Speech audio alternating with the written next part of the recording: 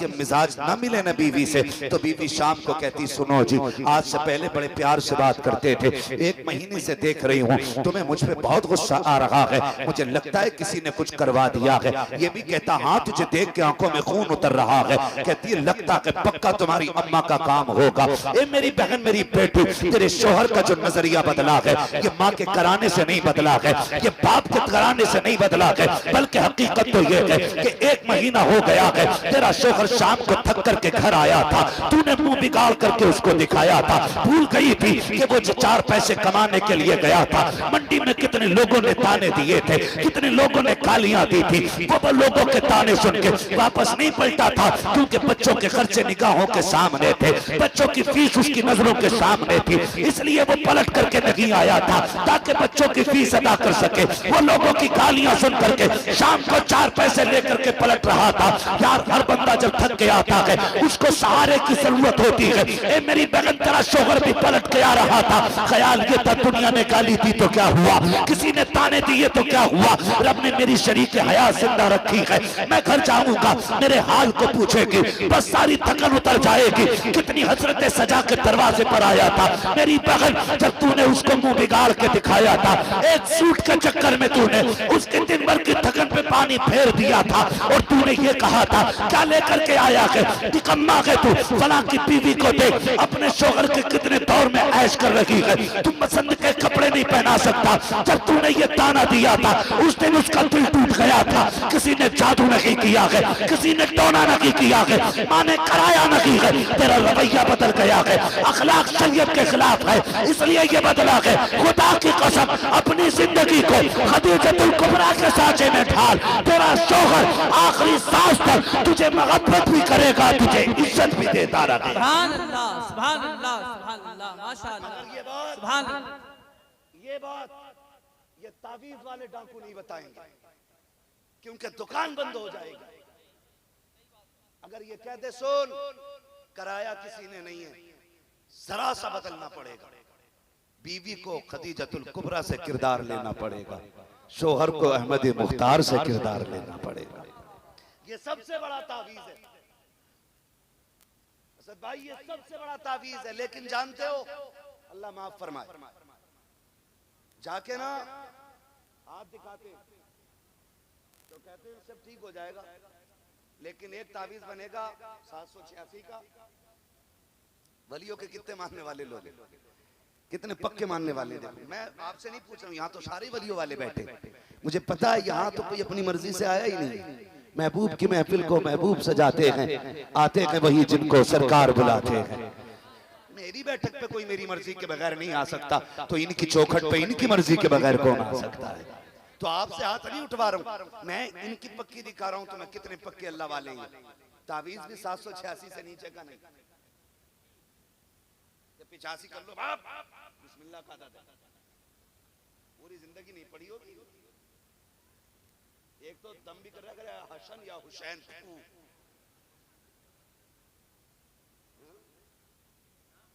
दुनिया के सबसे हसीन नामों में से 2 नाम इतने प्यारे जो हर सुन्नी के कलेजे में हैं, वो इस पीर को लेने नहीं आते।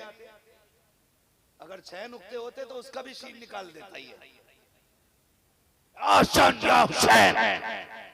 ऐसा फूक है कि फूक मार दे। एक तावीज कितने का? दूसरा 1100 का मिलेगा, 11वीं शरीफ की निस्बत से, और तीसरा 1200 का है।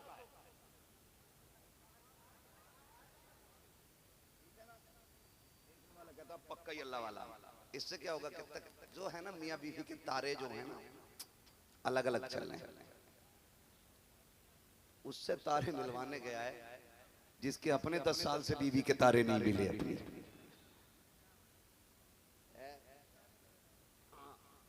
भाई बिना नाश्ते के भाग लेता वरना बेलग चले फिर साहब, और तुम उससे गए तारे मिलवाने बीवी के।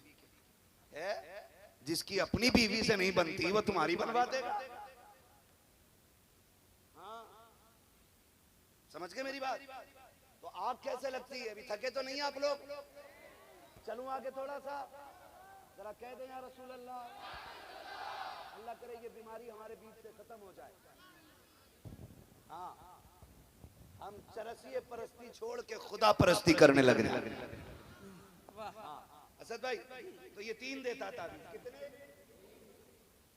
हमारे यहाँ एक बंगाली डॉक्टर था, वो मुट्ठी भर के दवा देता था। एक दिन पूछा, यार फला डॉक्टर है, MBBS है, वो 2 गोली देता, आप मुट्ठी भर के दवा देते। उसने कहा बताओ, हम ये सोचते हैं अगर इससे फायदा नहीं होगा तो इससे हो जाएगा, इससे भी नहीं होगा तो फिर इससे हो जाएगा, अगर इससे नहीं होगा तो इससे तो हो ही जाएगा, अगर इससे भी नहीं हुआ तो ये तो कर ही देगा, फिर भी बचा तो इससे तो काम हो नहीं है ना। तो ये मुट्ठी भर के दवा इसलिए दे रहा है ताकि काम। अल्लाह वाला एक लाइन लिख दे, फरमाया गया अगर अल्लाह वाला सिर्फ बिस्मिल्लाह लिख के दे देना तो अल्लाह शिफा दे देता है। ये डाकू 3 दे रहे हैं, वो कह रहा सुनो, इसे पेड़ में लटकाना है, इसे बाजू में बांधना है और एक तकिए के नीचे रखना जहां बीवी सोती है। औरतों की नजर बहुत तेज होती है, शादी अगर ना हुई हो तो पहले सुन लो। हाँ, बहुत तेज नजर होती है औरत की, आप धोखा नहीं दे सकते।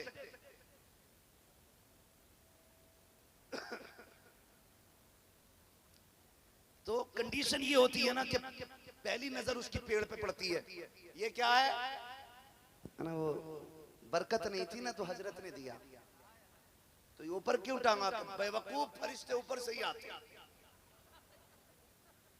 बच गया। नहाने गया, कपड़े उतारे ना, ये क्या ना, दिल घबरा रहा था कई दिन से, मैंने तुझसे भी कही थी 3 बजे मेरा दिल हिल गया। हिले फेफड़े तो बता दे, दिल इसे यही नहीं पता दिल हिल गया के फेफड़े। ऐसे ही पीर है, देख के कह रहे हाँ भी सांस लियो, तो सरसराहट फेफड़ों की थी तो कह रहा हाँ दिल काम कर रहा। नीम हकीम खतरे जान, नीम मुल्ला खतरे ईमान। कह के दिल घबरा रहा था ना तो उसका तावीज लिया। तीसरा जो तकिए में रखा था, आप सुबह उठते हो तो बिस्तर कौन उठाता है? कौन? शादीशुदा लोग बोले, कुंवारे नहीं। कौन उठाता है? हमें पता है तुम्हारी शादी हो गई है, इतना चीख के ना बोलो। बिस्तर उठाने के लिए बीवी आती है। जब उसने तकिया गिलाफ निकाला और उसके अंदर से तावीज निकला, उसने उठाया, आस्तीन में रख लिया। अब जनाब को याद आया, हाय तकिए वाला तावीज क्या हुआ। अब कभी तकिया पलटते हैं, कभी चादर पलटते हैं, पूछ रहे हैं किधर गया किधर गया, बीवी के हाथ ना लग जाए। और बीवी दूर से खड़े होकर नोट कर रही है। ये बड़ा परेशान लग रहा है। जब पसीना आया ना माथे पे, कहीं इसके हाथ ना लग गया हो, आके पूछती है क्या ढूंढ रहे हो? कहा कुछ नहीं, बस यूं ही होगी। ऐसे करके जान बचा रहा है। बीवी ने आस्तीन से निकाला तावीज, कहीं ये तो तलाश नहीं कर रहे थे, कहीं ये तुझे कैसे मिल गया? उसने कहा ठहर, फिर निकाली जूती, कहा वो बरकत के लिए था, ये धड़कन के लिए था, ये जो मेरे तकिए में रखा है मुझे पागल बनाने के लिए रखा है। आज तक कालियों पे बीत रखी थी, अब जूतियों पे नंबर आ जाता है। बंद करो ऐसे तावीज लेना जिससे कालियों से जूतियों पे नौबत आ जाए। खुदा तौफीक दे, सुबह उठो कुरान पढ़ो और इसी को पानी पे दम करो। आधा तू पी ले, आधा बीवी को पिला दे। खुदा की कसम, जो शिफा 70 तावीज़ों से नहीं होगी, अल्लाह वो शिफा कुरान की तिलावत से अता फरमा दे। सुभान अल्लाह, सुभान अल्लाह, माशाअल्लाह, सुभान अल्लाह, अल्लाह या रसूल अल्लाह, जिंदाबाद जिंदाबाद जिंदाबाद। ताजो शरिया, ताजो शरिया, ताजो शरिया, ताजो शरिया, जिंदाबाद।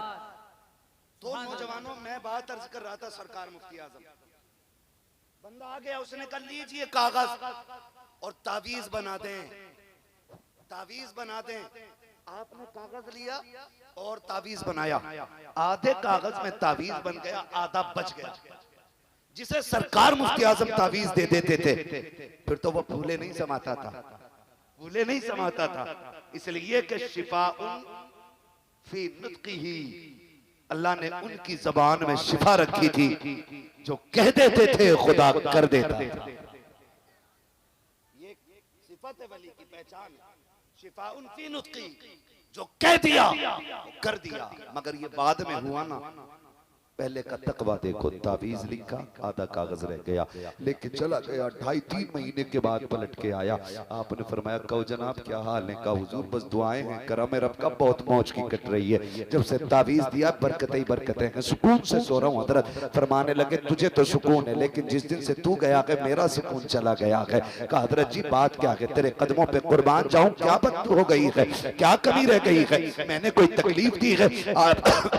आपने तकिया हटाया और तकिया हटाने के बाद आपने कागज निकाला। फरमाने लगे सुन, 3 महीने पहले तावीज लेने के लिए आया था, आधे कागज पे तावीज बन गया था, आधा बच गया था, 3 महीने से संभाल के रखे हुए हो। इस दिन का इंतजार था, तू आएगा तेरा कागज वापस कर दिया जाएगा। खुदा की कसम जब आपने ये तकवा इख्तियार किया है, फिर रब ने करामत का वो नूर बख्शा था कि जिधर से चलते थे करामतें बरसा करती थी। करामतें देख के लोग गौसे आजम को याद किया करते थे और कहा करते थे अगर बरेली के मुफ्ती आजम का यह हाल है तो बगदाद के गौसे आजम का क्या रहा होगा।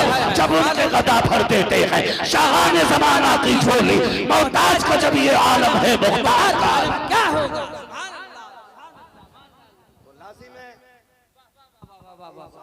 सुभान अल्लाह। फिर अल्लाह करामत अता फरमाता है।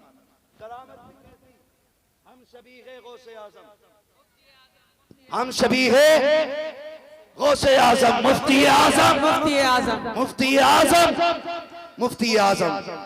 बरेली शरीफ है, पुराना शहर है, एक बच्ची है।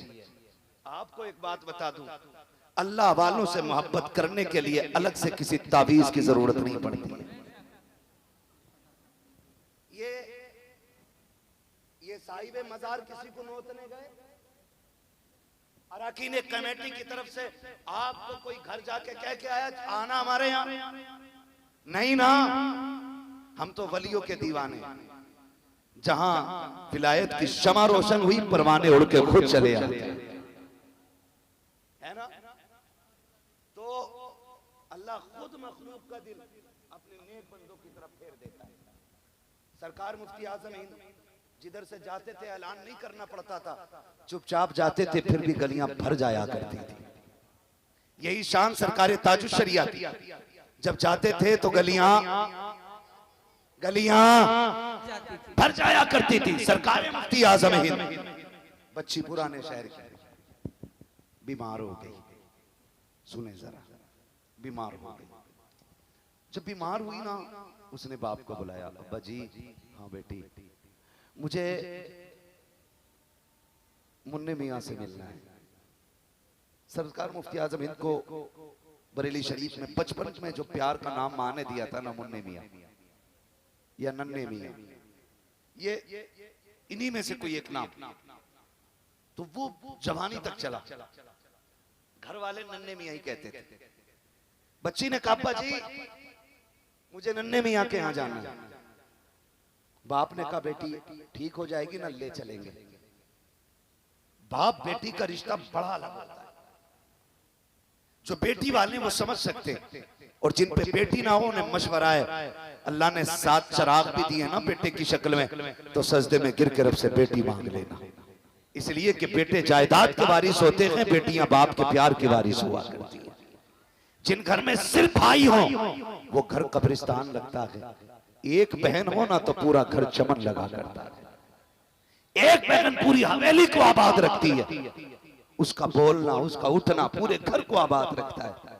बच्ची थी, कहने लगी अब्बा मुझे मिलना है। बाप ने कहा बेटी ठीक हो जाओ, पुराने शहर से सौदा गिरान जाने में वक्त लगेगा, बेटी तबीयत ठीक हो जाएगी, ले चलेंगे। वक्त गुजरता गया, बच्ची की बीमारी बढ़ती गई, यहाँ तक कि बच्ची की आखिरी सांसें आ गई। जब बच्ची का इंतकाल होने लगा, उसने कहा अब्बा मैंने कहा था मुझे नन्हे मियाँ को देखना है, मैं दुनिया से जा रही हूँ, अफसोस मैं अपने नन्हे मियाँ को न देख सकी। बच्ची ये कह के हमेशा के लिए खामोश हो जाती है। जैसी बच्ची का इंतकाल हुआ है, बाप ने बेटी के माथे माथे को चूमा, रोने लग गया। चचा ने आके कहा था यार रो क्यों रहा है, अल्लाह की अमानत थी उसने ले ली। बाप ने रोते रोते कहा था सुन भाई, बेटी के जाने का गम अपनी जगह है, लेकिन इसकी तमन्ना पूरी ना कर सका। ये नन्हे मियाँ को देखना चाहती थी, क्या करूं मैं इसको ले जा ना सका। मैं तो ये चाहता था ठीक हो जाएगी तब मुफ्ती आजम के चौखट पे लेके जाऊंगा, लेकिन मुझे ये तो नहीं पता था कि ये सांसें आखिरी हो जाएंगी, ये मर्ज आखिरी हो जाएगा। बाप ने इतना कहा है। चचा ने कंधे पे हाथ रख के कहा था आंसू बहाना बंद कर दे, चल उठा गोद में बेटी को, सौदा गिरान लेकर के चल। कहा किस लिए, कहा अगर वो न देख सकी तो क्या हुआ, कम से कम मुफ्ती आजम की नजर तो पड़ जाएगी। ये कह के बाप ने बेटी का लाशा उठाया है। बरेली की गलियां गवाह है, जब बाप बेटी के लाशे को कंधे पे लेके आ रहा था, दुनिया हैरत से देख रही थी कि दुनिया बेटियों को कब्रिस्तान लेके जाती है, ये जिंदे अपनी बेटी की लाश को किधर लेके जा रहा है। जब बाप लेकर के सौदा गिरान आया है, मेरा मुफ्ती आजम है, हम सभी के गौसे आजम मुसल्ले पर बैठ के इबादत में मसरूफ है।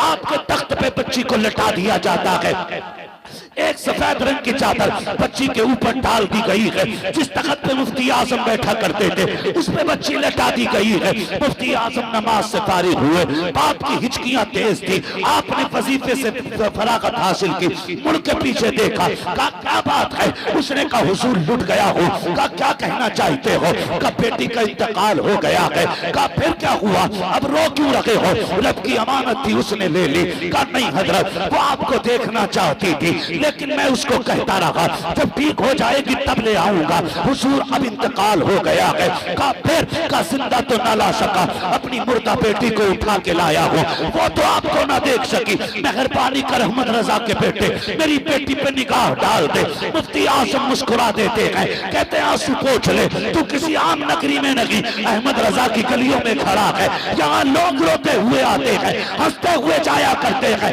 उसने कहा जनाब जिसकी बेटी का लाशा सामने पड़ा हो वो बाप कैसे मुस्कुरा सकता है, जिसके सामने बेटी की मैयत हो वो कैसे मुस्कुरा सकता है। उठे मुसल्ले से, कहा कहाँ है तेरी बेटी, तख्त पे लेटी है। हुजूर आप आए हैं, आपने आने के बाद पैरों की तरफ से चादर को खींचा है और पैर का अंगूठा पकड़ के कहा था बेटी देख मुन्ने मियाँ आ गए हैं, तू देखना चाहती थी, इतना कहा है। तारीख कमा खुदा की कसम ऐसा लग रहा था हाथ मुफ्ती आजम के थे, इशारा गौसे आजम का हो गया है।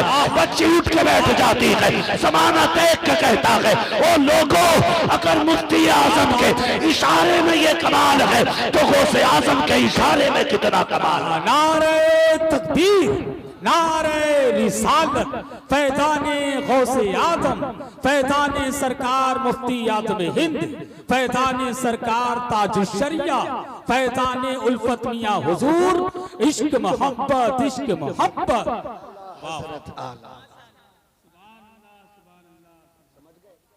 रब ने ये करामत का नूर आपको बख्शा, ये नूर करामत का आपको बख्शा।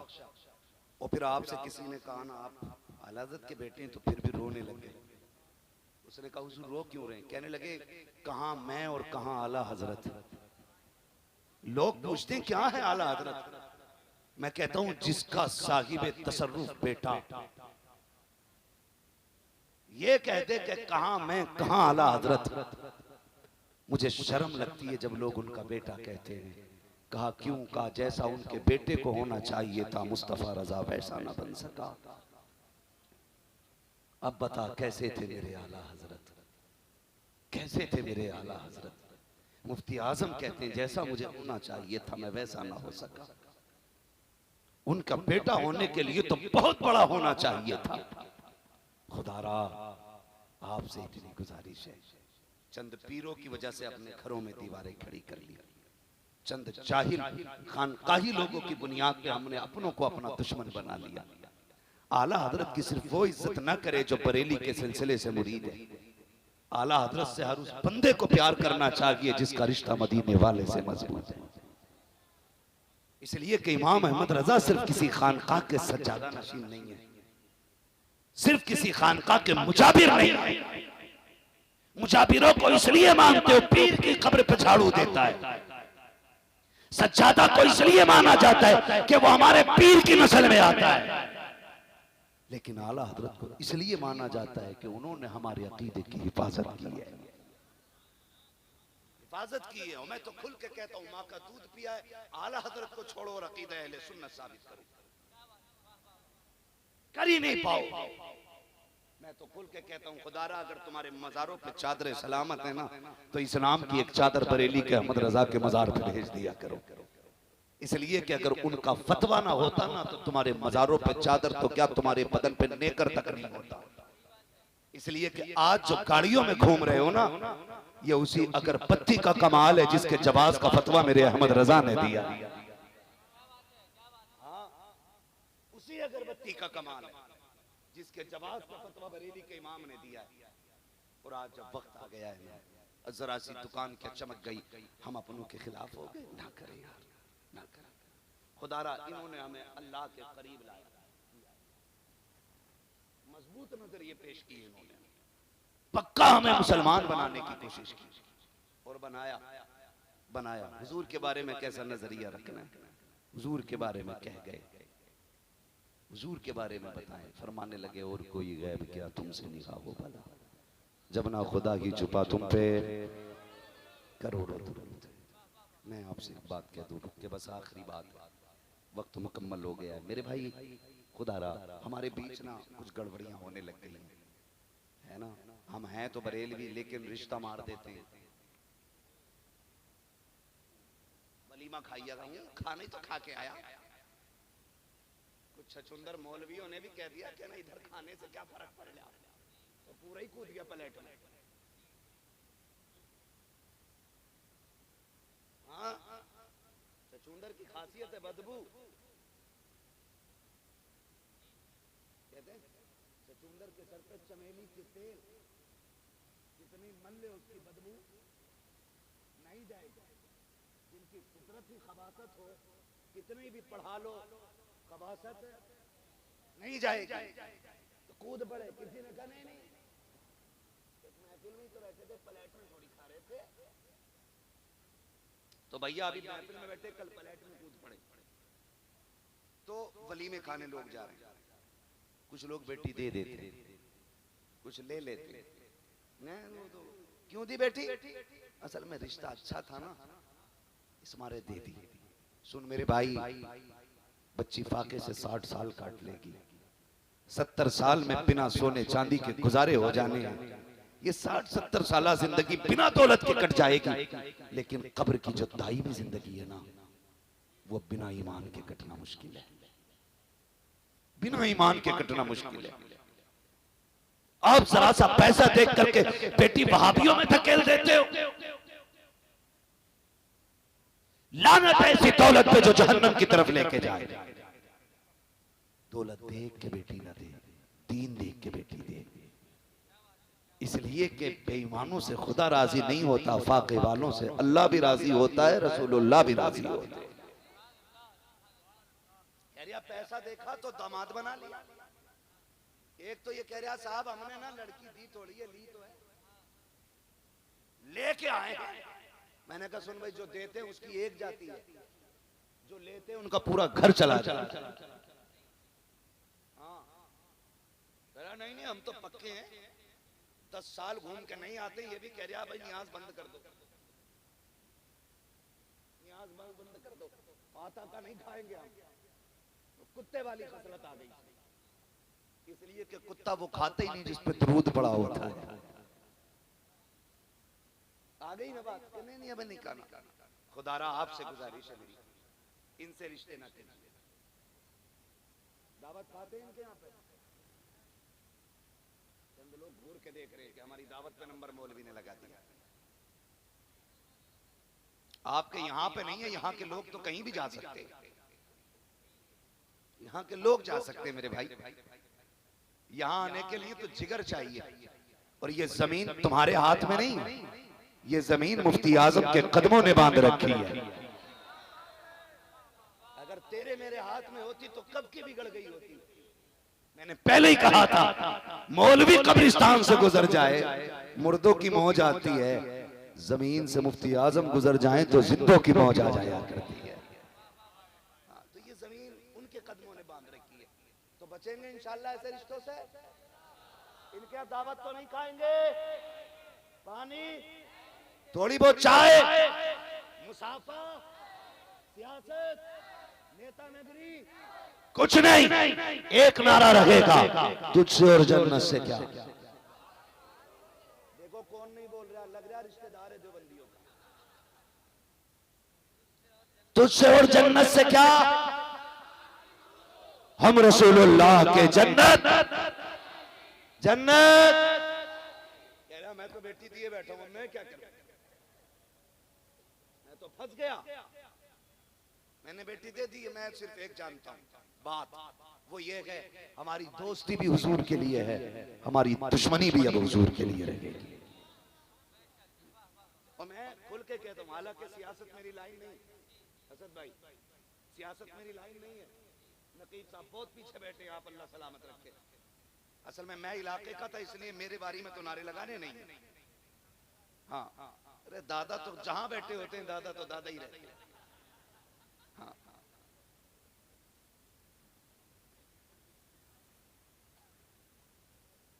तवज्जो है ना सारे लोगों को। मैंने क्या कह दिया आपसे, क्या कहा मैंने?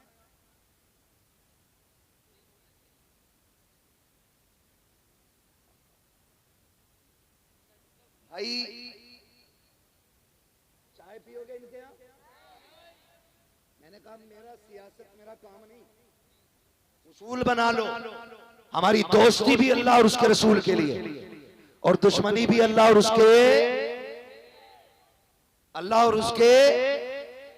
माफ कीजिएगा, हमने दुश्मनी का उसूल पैसे को बना लिया। दोस्ती भी पैसे से होगी और दुश्मनी भी पैसे से होगी। मेरी कौम का नौजवान अपनी कौम के नौजवान की दलाली थाने में 500 रुपए के नोट के बदले में कर लेता है, और उधर से हराम के 500 रुपए लेके ऐसे कलफ के कपड़े पहन के आता है, नेताजी आ रहे हैं। मर के देख इतने लठ चलेंगे कि कफन के धागे भी हाथ नहीं आएंगे। 500 रुपए में कौम को बेचने वाले, दिल दुखता है दिल। जो दलाल है थाने का, उसने डरा रखा है मोहल्ले को। इलाकनामा अभी फोन करूंगा, अभी आ जाएंगे 2 स्टार वाले। क्यों रिश्तेदार है तेरे? नहीं। खानदानी है तेरे? नहीं। बिरादरी के? नहीं। इलाके के? कहा वो प्रतापगढ़, तू रहने वाला फरीदपुर, तेरे खून पर दौड़ आएंगे। ऐसा कौन सा तावीज दिया है तूने? पता चल जाता दलाल है तू, दलाल है तू, वरना इनकी खसलत कौन नहीं जानता, सब जानते हैं। मेरी आपसे इतनी गुजारिश है, खुदारा अपनों के सौदे ना किया करो, अपनों को बेचने की कोशिश ना किया करो। 500 रुपए के लिए अपनों के सौदे कर दिए जाते हैं। मैं एक जगह होटल पे बैठा हुआ था, दिल रोया करता है कभी कभी। उर्सों में भीड़ में आने वालों, तादाद में उर्सों में भीड़ लगाने वालों, कसरत से एक जगह बैठ करके अल्लाह रसूल की बातें करने वालों, तुम्हारे आगे हाथ जोड़ के कहता हूँ खुदारा, हुकूकुल इबाद का जहां तक मामला है, बड़ा सख्त मामला है। अल्लाह चाहे अपने कर्म से माफ कर सकता है, लेकिन अगर हुकूकुल इबाद में पकड़े गए, खुदा भी उस वक्त तक माफ नहीं करेगा जब तक एक एक बंदे का हक पूरे तरीके से तुमसे दिला नहीं देगा। अगर पीर ने झूठी तसल्ली दी है, मुझे 500 रुपए दे जन्नती हो जाएगा, तो धोखे में मत आ जाना। न पीर बचाने आएगा, न फकीर बचाने आएगा। अगर हुकूकुल इबाद के मामले में पकड़े गए, उस दिन खैरियत नहीं रह जाएगी। तुम्हें खुदा का वास्ता है, किसी का दिल न दुखाना। होटल में बैठा था, एक छोटा बच्चा आया, प्लेट उठाने लगा। मैंने कहा बेटे बेटा, इस उम्र में तू प्लेटें क्यों उठा रखा है? क्या तू यतीम है? उसने कहा जी यतीम तो नहीं हो। कहा तेरा बाप क्या करता है? उसने मुझसे कहा था मेरा बाप जेल में है। बताओ 7-8 साल का बच्चा होटल में प्लेटें उठा रखा है। कौमे मुस्लिम का शहजादा है, होटल भी मुसलमान का है। और होटल वालों से गुजारिश है, किसी की मजबूरी का फायदा ना उठाना। अगर कोई कमजोर है, 50 रुपए में न रखना। अगर मजदूरी 300 बनती है तो पूरी दे देना, वरना अल्लाह ऐसी जगह निकालेगा कि कहीं सूद और फायदे का रास्ता नजर नहीं आएगा। मैंने बच्चे से कहा था अगर बाप है तो तू मजदूरी क्यों कर रहा है? उसने कहा था मेरा बाप जेल के अंदर है। मैंने कहा चोर है तेरा बाप? कहा नहीं। कहा मैंने कहा कातिल है? कहा वो भी नहीं। कहा फिर? कहा लोगों ने फंसा दिया है। कहा किस लिए?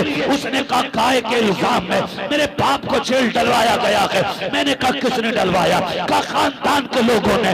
रोना आ गया था सुनने के बाद। इसी दिन के लिए हुजूर ने गार में आंसू बहाए थे क्या? इसी दिन के लिए पत्थर खाए थे क्या कि तुम अपनों का गिरबान पकड़ के जेलों में डालते रहो और फिर कहो हम नेता है नेता है। खुदा की कसम खा के कहता हूँ 60 साल जिंदगी है, कोई नेता नगरी की औकात नहीं है। अगर कलफ लगे कपड़े पहनता है तो इतराने की जरूरत नहीं है। जिनसी पट्टी